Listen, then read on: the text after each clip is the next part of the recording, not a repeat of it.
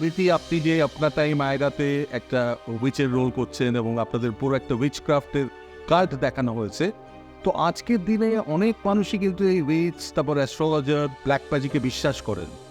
তো আপনার কি অভিমত এবং এই ছবিটা করতে গিয়ে আপনার কীরকম এক্সপিরিয়েন্স হলো?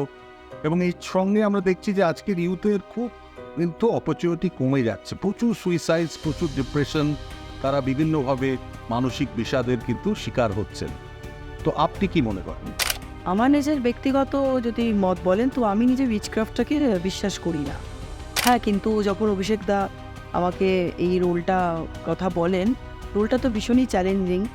আর আমি বেসিক্যালি আমি নাচ করি, ডান্সার। আমি ক্যামেরার সামনে এরমভাবে কোনোদিন করিনি। ইচ্ছা তো ডেফিনেটলি ছিল। তো অভিষেক দা যখন বলেন তখন চ্যালেঞ্জ হিসেবেই ব্যাপারটা নিয়েছি। আহ, আর জানি না কতদূর কী, তবে ভালো লেগেছে কাজটা করে। এক্সপিরিয়েন্স ভীষণই ভালো।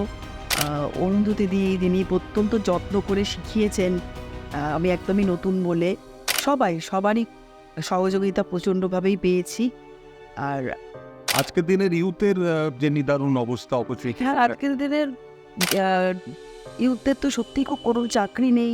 ওই জন্যে সবই বলবো এখান থেকে চলে যায় বাইরের দেশে চাকরির জন্যে, দেশ বাড়ি ছেড়ে। খুবই তারা হতাশায় ভোগে, এগুলো খারাপ লাগে। তখনই তারা এই জিনিসগুলোকে আঁকড়ে ধরে। তারা এই জ্যোতিষী, তারপরে এই উইচক্রাফট এগুলোকে।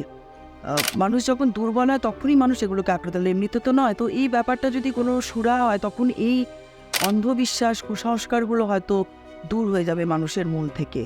এটাই দেখাবো বলে আরও এটা আমাদের প্রয়াস।